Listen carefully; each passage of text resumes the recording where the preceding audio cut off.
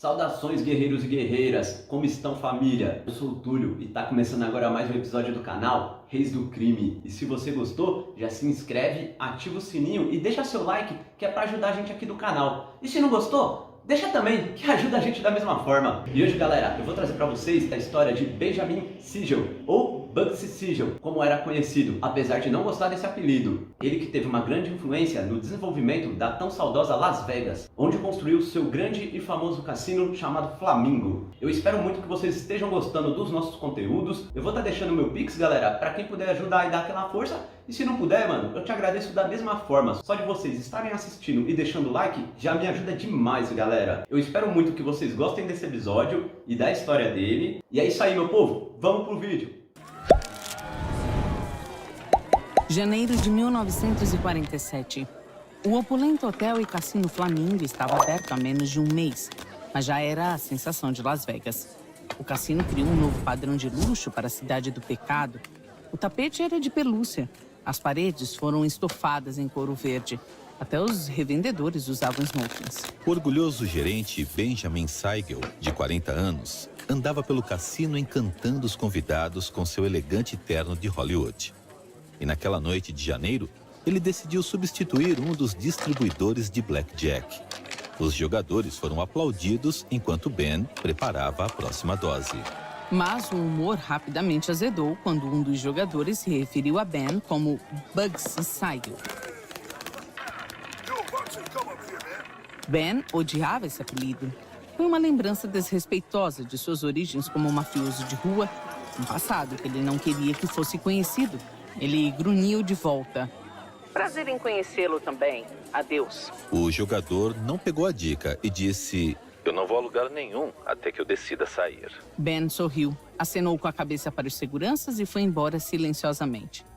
Os guardas levantaram o jogador de seu lugar, o levaram para fora do cassino e o jogaram no Boulevard Las Vegas. Esse jogador não seria mais bem-vindo no Flamingo, e sua punição teve o efeito que Ben estava procurando.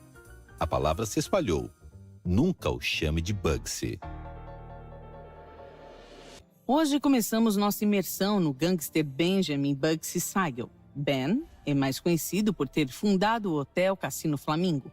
Quando o Flamingo abriu, ele trouxe Las Vegas para o cenário nacional como um deslumbrante criador de gostos da cultura pop e um playground libertino de alto nível. Neste episódio, exploraremos o começo nada glamuroso de Ben nas ruas sujas de Nova York nos anos 20. Ele construiu sua fortuna dentro da crescente rede do crime organizado em Nova York, promovendo uma reputação como pistoleiro e contrabandista. No verão de 1946, Ben Siegel era um homem bonito, de 40 anos de idade, em um terno de seda. Seus olhos azuis saltavam abaixo da borda de um chapéu que lhe combinava. Ele estava determinado a terminar a construção do hotel cassino de seus sonhos, o Flamingo. Mas, em meados dos anos 40, os Estados Unidos estavam enfrentando a escassez de materiais de construção devido ao boom imobiliário. Quando os veteranos da Segunda Guerra Mundial retornaram ao país, muitos com namoradas estrangeiras, ficou claro que não havia lugares suficientes para se viver. A alta demanda por materiais de construção priorizou a construção residencial em detrimento da construção comercial.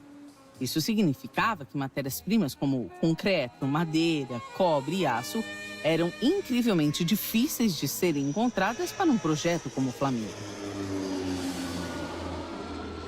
Então, Ben comprou um avião. Ele instruiu Robert Ruppert, um piloto de caça da Segunda Guerra Mundial, a pilotar o avião através do país em busca de materiais de construção. Ele os queria antes que qualquer outra pessoa pudesse tê-los. Ruppert protestou. Ele sabia que não importava o quão rápido ele chegasse a um fornecedor. Ele não seria capaz de pôr as mãos nos materiais, porque simplesmente não estavam disponíveis.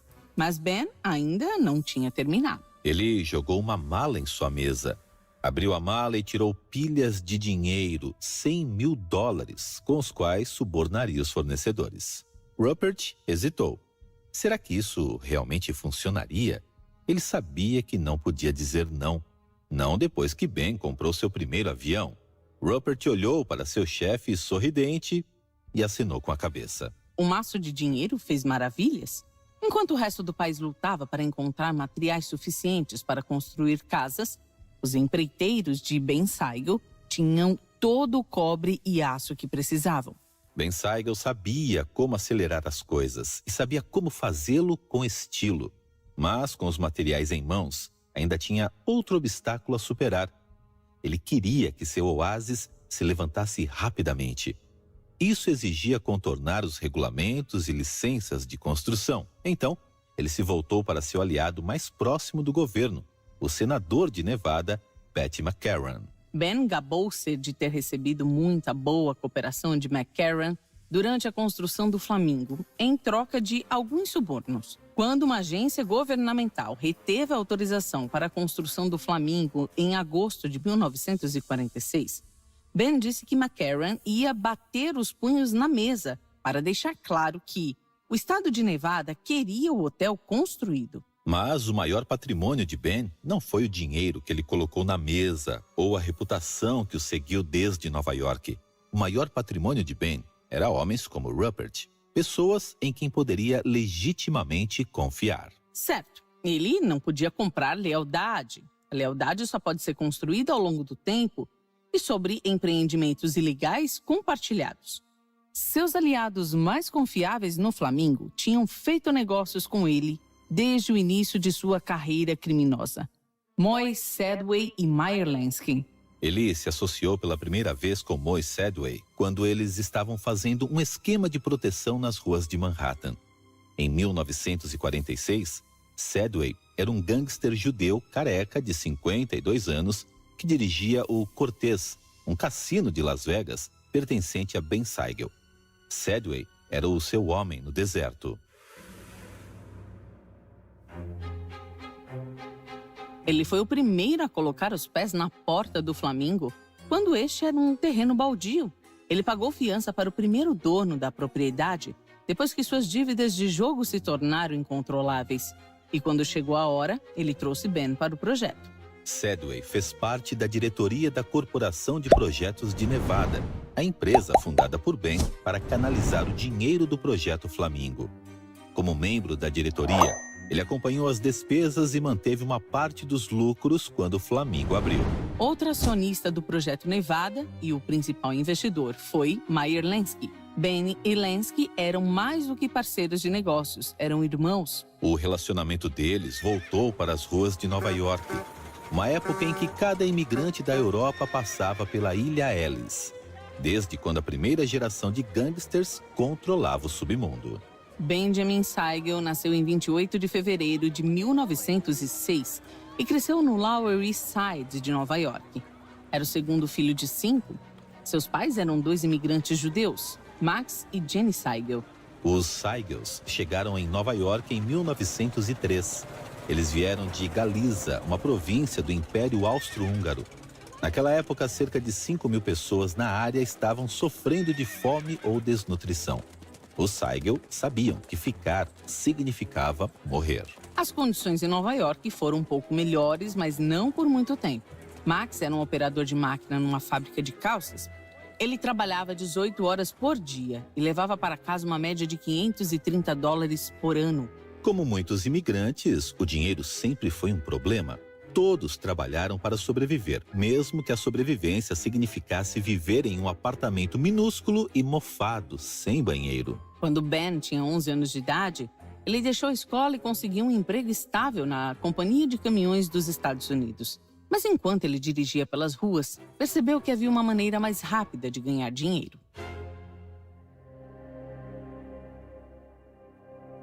As gangues de rua eram praticamente obrigatórias para as crianças.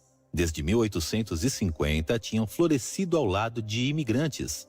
No Lower East Side, havia bandos italianos, irlandeses e judeus. Ben, é claro, se juntou a uma gangue judaica. Um ex-membro de uma gangue do tempo de Ben se lembrou das ruas de Nova York. A gangue era romântica, aventureira, tinha gosto pelo banditismo, a emoção e o apelo do culto ao herói. A gangue deu ao jovem Ben um senso de orgulho, poder e propósito. A guerra entre os grupos lhe ensinou que o sucesso dependia de ser mais duro, mau e mais esperto do que todos os outros. Ele fez isso naturalmente. Ele e seus camaradas serviram como protetores de seu distrito contra os irlandeses e italianos. Ele rapidamente construiu uma reputação como um intrépido lutador de rua. Mas a principal atração para Ben era o dinheiro rápido. Por volta de 1920, quando era apenas um adolescente, ele e 2 outros rapazes entraram num escritório de empréstimo não muito longe do bairro deles. Tendo inspecionado o local, eles sabiam que os emprestadores mantinham sacos de troco facilmente acessíveis em suas mesas enquanto serviam os clientes. Eles pegaram os sacos de moedas e correram para a rua, espalhando-se em todas as direções. Ben lembrou carinhosamente. Eu tive que correr como um inferno por uns 10 quarteirões, carregando 2 sacos cheios de moedas, até que o cara que estava nos perseguindo ficasse sem fôlego e desistisse. Teria sido melhor se eles tivessem me pego, porque depois disso eu estava pronto para tudo. Ele continuou a trabalhar em vários empregos. O crime se tornou sua força motriz. O crime lhe trouxe dinheiro, respeito, viagens, mulheres e seus melhores amigos, incluindo seu amigo de toda a vida, Meyer Lansky. O primeiro encontro se tornou uma lenda e existem diferentes versões da história. Por volta de 1920, um grupo de bandidos e bêbados locais estavam nas ruas jogando dados. Ben e Lansky estavam entre os participantes. As apostas eram altas e isso significava que todos estavam em uma situação difícil. Em algum momento, alguém acusou outra pessoa de trapacear. Essa acusação foi tudo o que foi preciso para tirar as armas, até mesmo armas de fogo. Em segundos, o jogo se transformou numa luta. A polícia chegou em poucos minutos. Lansky estava saindo quando viu Ben brigando com outro garoto por uma arma. Lansky sabia que só um idiota, um louco, dispararia com a polícia chegando. Ao invés de correr, Lansky parou e puxou Ben para fora da luta. Ele disse, você está louco, largue a arma e corra. À medida que a polícia se aproximava, eles sabiam que o tempo estava acabando. Ben ficou devastado. Ele ficou e lutou pela arma? Ou será que ele desistiu e salvou a própria pele? Na maioria das vezes, Ben teria vencido qualquer estranho que atravessasse seu caminho para conseguir o que queria. Mas algo sobre o foco firme de Lansky o fez confiar nele. Ele deixou a arma e os dois fugiram da polícia bem a tempo. Enquanto corriam, um vínculo para toda a vida foi criado. A aliança de Ben e Lansky os levaria longe. Embora houvesse várias gangues de rua informais, Lansky decidiu que um grupo mais organizado era necessário para protegê-lo de gangues rivais. Ben foi a primeira pessoa recrutada por Lansky. Lansky imediatamente reconheceu que o rápido e destemido desempenho de Ben na luta de dados de rua o diferenciava de outras crianças. Lansky sempre lembrou: quando estávamos numa briga, Ben nunca hesitou. Ele era o primeiro a começar a dar socos e a atirar. A natureza violenta do Ben era famosa na vizinhança. Lansky disse que todos disseram que ele era louco como um inseto. E foi assim que nasceu o apelido de Ben, Bugsy, que significava Inseto Ben. Embora Ben odiasse o apelido mais tarde, como um adolescente, ele o aceitou facilmente. O apelido foi uma indicação de sua crescente notoriedade nas ruas de Nova York. Em 1921, quando tinha apenas 15 anos, ele e Lansky criaram a máfia, que decidiram chamar de The Bugs and Meyer Mob, ou seja, os insetos e a máfia de Meyer. Os Bugs e Meyer Mob começaram com pequenos furtos e protegendo os vendedores ambulantes do vandalismo. É claro, se qualquer vendedor se recusasse a pagar por proteção, ele encontraria seu carro naufragado, incendiado ou mesmo fisicamente atacado. Um dos métodos favoritos era bater nos vendedores com tubos de ferro embrulhados em jornais. Mas muito em breve, a gangue se agarrou a um esquema mais lucrativo que ocupava criminosos em todo o país: contrabando. Em outubro de 1919, o Congresso aprovou a Lei Volstead, proibindo a fabricação, venda e distribuição de bebidas alcoólicas intoxicantes. Quase imediatamente, as gangues da costa leste procuraram maneiras de conseguir o que queriam. Quando a gangue do Bug se envolveu com o contrabando, a venda de álcool ilegal havia chegado a mais de 3 bilhões de dólares por ano Isso é mais de 45 bilhões hoje. As oportunidades eram infinitas e lucrativas. Com os hábitos impiedosos de Ben e a estratégia de Lansky, a máfia logo se tornou muito requisitada. A gangue trabalhou para grandes sindicatos criminosos, fornecendo transporte e proteção para remessas de bebidas alcoólicas ilegais. Lansky abriu uma garagem na Cannon Street, no Lower East Side, onde eles armazenavam caminhões que iam das docas de Nova York para outras cidades da costa leste. Foi durante esses dias de contrabando que Ben conheceu outro aliado, Moe Sedway. Se juntou à máfia Bugsy Meyer em 1921, aos 27 anos de idade. Embora Sedway fosse 12 anos mais velho que Ben, ele respeitava Ben o suficiente para permitir que o jovem tomasse as decisões. Isso permaneceria assim para o resto de suas vidas. O contrabando também trouxe Frank Costello. Costello era um contrabandista estabelecido, mas frequentemente pedia a Ben para ficar de olho em seus embarques. Sabia que Ben era duro. E em 29 de outubro de 1924, ele provou que estava certo. Naquela noite fria de outubro, Ben, de 18 anos, estava montando uma caçadeira num caminhão de entrega cheio de licor de Costello. Quando o caminhão se aproximava de uma área arborizada, os faróis iluminavam um carro bloqueando a estrada. Ben imediatamente instruiu o motorista a parar. Ele sabia o que era uma armadilha. Ele mesmo tinha armado algumas. Então ele pegou sua arma e caminhou lentamente até o carro. O motorista estava aterrorizado, mas Ben tinha um olhar de aço. Ele apontou sua arma para a floresta escura e começou a atirar. Em segundos, as balas voltaram a disparar da floresta. Seguiu-se um tiroteio. Alguns dos assaltantes desceram da floresta e usaram o carro estacionado como cobertura. Ben voltou para o caminhão e disparou um foguete no ar, esperando que Costello ou um de seus homens visse que eles estavam em apuros. Sob a luz do sinalizador, Ben viu um dos assaltantes se aproximando. Ele levantou sua arma e atirou nele. Enquanto a arma continuava a cuspir balas, Ben finalmente ouviu o som de um carro se aproximando. Ele se virou e foi superado com alívio. A ajuda tinha chegado. Mas à medida que o carro se aproximava, seu sorriso se desvaneceu. Não foi um reforço. Eram mais ladrões. Agora choviam balas sobre ele de 3 lados. Ben correu para o carro que se aproximava, seu dedo pressionado no gatilho de sua arma, gritando como um louco. Ele abateu 2 dos pistoleiros, incluindo o motorista. Então ele abriu a porta e atirou o corpo do motorista ao chão. Não está claro se alguém mais estava vivo no veículo neste momento, mas se estava, ele deve ter desistido, porque Ben entrou no banco do motorista e bateu com o carro no outro veículo, bloqueando a estrada. O resto dos assaltantes se refugiaram na floresta. Quando os homens de Costello chegaram para ajudar, eles encontraram o adolescente Ben com uma arma apontada para 4 homens assustados e o licor completamente intacto. Ben tinha provado que valia mais de 4 homens juntos. Eles foram um enorme sucesso na década de 1920. Eles expandiram suas operações para empréstimos acionário, extorsão de mão de obra, violações de greve e até assassinatos. Realizaram um par de roubos de bebidas alcoólicas. Em meados dos anos 20, a máfia Bugsy Meyer juntou forças com Lucky Luciano, um poderoso gangster italiano. Eles acabaram se fundindo, criando uma das primeiras organizações criminosas multiétnicas da cidade. Intitularam o grupo deles de Sindicato Nacional do Crime.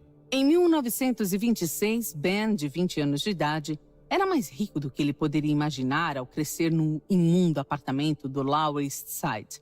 Ele começou a usar trajes fantasiosos, feitos sob medida, e se tornou um cliente frequente de boates. Ben tinha se tornado um observador e gostou da atenção que recebeu das mulheres. Ao final da noite, no clube, ele se acostumou a levar as senhoras para sua luxuosa suíte no Waldorf Astoria. Mas nem todas as mulheres estavam receptivas aos encantos de Ben. Em 1926, uma mulher o recusou em um bar.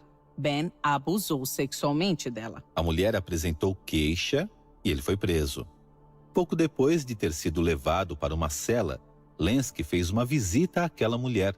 Nós não sabemos se Lenski a ameaçou, machucou ou pagou por ela. O que quer que ele tenha feito foi eficaz. A mulher retirou as acusações e Ben foi solto. Ben nunca foi capaz de limitar seus hábitos violentos aos negócios.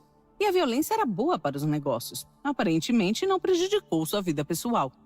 Em 28 de janeiro de 1929, com apenas 22 anos de idade, ele se casou com Stelle Krakauer, sua namorada da escola.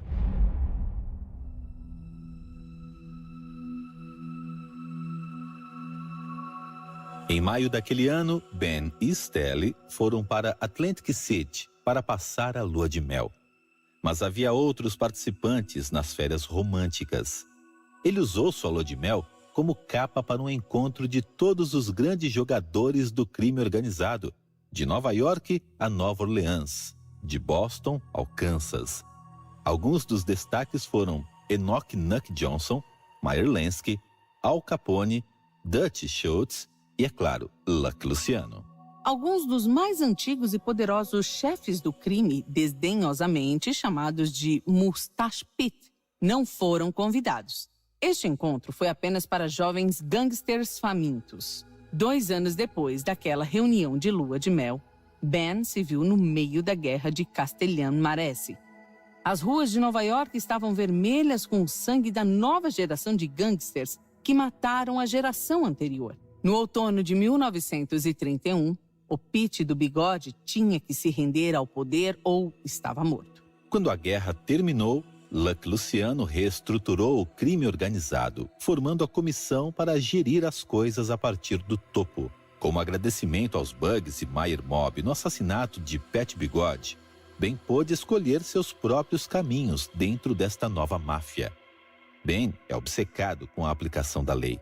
Ele chamou o novo departamento Murder Inc., que significa Companhia de Homicídio. Ben recrutou os assassinos mais experientes para se juntar à Murder Inc., incluindo o ex-membro da máfia Bugsy Meyer, Moe Sedway.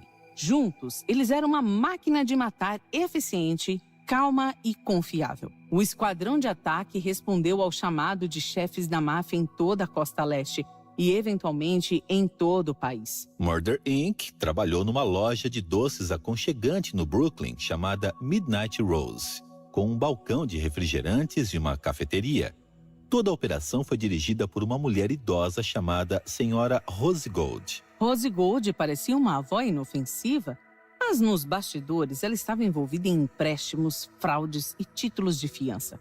Em menos de 12 meses, mais de $400 mil, cerca de 5,8 milhões de dólares hoje, foram depositados e retirados de sua conta pessoal. Os assassinos saíam regularmente para o café. Eles jogavam cartas e bebiam os famosos smoothies de malte da Senhora Gold.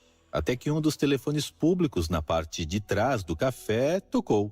Então, era hora de começar a trabalhar. Pela designação de Ben, nenhum assassino jamais teve qualquer apego emocional ao seu alvo, ou mesmo sabia qual alvo ele havia sido selecionado para matar. O pistoleiro só precisava saber para onde apontar a arma. Então, o sistema funcionou perfeitamente. Mas mesmo com este planejamento cuidadoso e suas conexões com pessoas como Luciano e Costello, isso não significava que ele era imune ao perigo. A posição de Ben como chefe de um grupo de assassinos o tornou mais óbvio.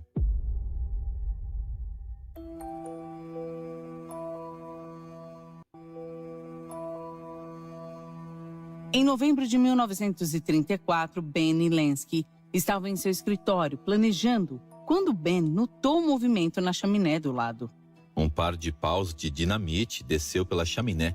Lansky se afastou e Ben se moveu rapidamente. Ele pegou uma tesoura, cortou a bomba da corda e a jogou pela janela. A bomba explodiu do lado de fora do prédio, explodindo parte da parede do escritório.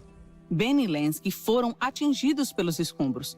Eles tinham várias experiências de mãos dadas com a morte, mas ninguém tinha tentado explodi-los. Ben teve uma lesão na cabeça particularmente preocupante e decidiu ir para o hospital. É muito possível que os ferimentos de Ben possam ter justificado a hospitalização. Mas é mais provável que Ben tenha tomado nota da gravidade de sua lesão porque ele tinha outro plano em mente. Durante sua estada, Ben usou suas conexões com o submundo para descobrir quem foi o responsável pelo bombardeio. Ele não se surpreendeu ao saber que os assassinos eram os irmãos Fabrizio. Os Fabrizio trabalhavam para Waxy Gordon, um contrabandista que vive em Atlantic City. Ben e Lansky tinham interceptado recentemente um dos carregamentos de Gordon e mataram 3 de seus homens. Gordon queria vingança. Assim, ele conseguiu que os irmãos Fabrizio dinamitassem Ben e Lansky. E com a tentativa fracassada, os irmãos se esconderam na casa de seus pais. Ben sabia disso e formulou um plano. Ele escapou do quarto do hospital à noite sem alertar os médicos ou enfermeiras de sua ausência. Na rua, ele encontrou 2 amigos que já estavam esperando por ele. Sob a capa da escuridão, eles viajaram pela cidade até a casa dos pais dos irmãos Fabrizio. A mãe e o pai deles não puderam protegê-los. Algumas balas depois, Ben teve sua vingança. Em pouco tempo, Ben estava de volta ao seu leito de hospital. Quando a polícia investigou o assassinato, eles imediatamente suspeitaram do Ben. Mas eles foram forçados a tirar Ben da lista quando perceberam que ele tinha um álibi hermético. Vários funcionários do hospital confirmaram que Ben estava se recuperando no hospital de um dia para o outro. Por volta dessa época, no início dos anos 30, Ben começou a passar menos tempo dirigindo a Murder Inc. e mais tempo viajando pelo país, fazendo negócios para o sindicato, a maior parte deles em Los Angeles.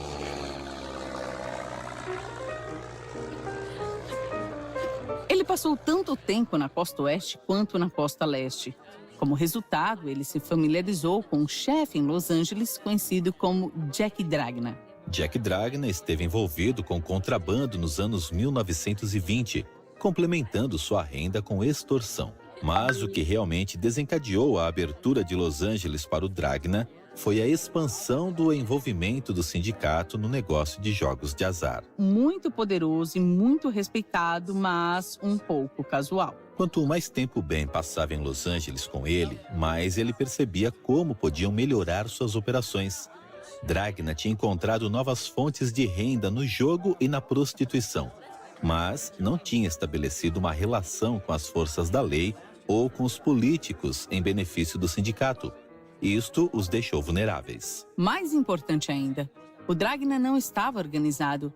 Todos os criminosos em sua órbita eram independentes, competindo uns com os outros quando podiam ganhar dinheiro juntos. Dragna estava comandando um navio e Ben estava liderando-o. Em 1937, Ben mudou-se para Los Angeles com a aparente bênção de seus parceiros em Nova York.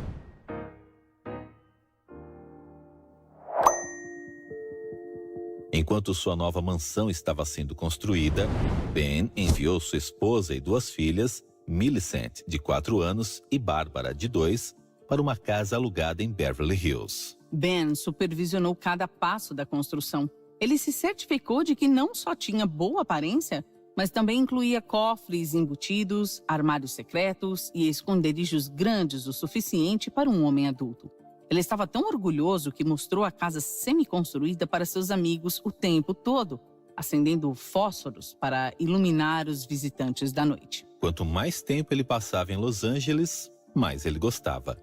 A Califórnia oferecia uma beleza sem fim. Paisagens lindas, clima bonito, pessoas bonitas. Ele havia passado toda a sua vida construindo uma carreira que lhe valeu o respeito das pessoas que admirava. Em Nova York, essas pessoas eram muito duras e profissionais.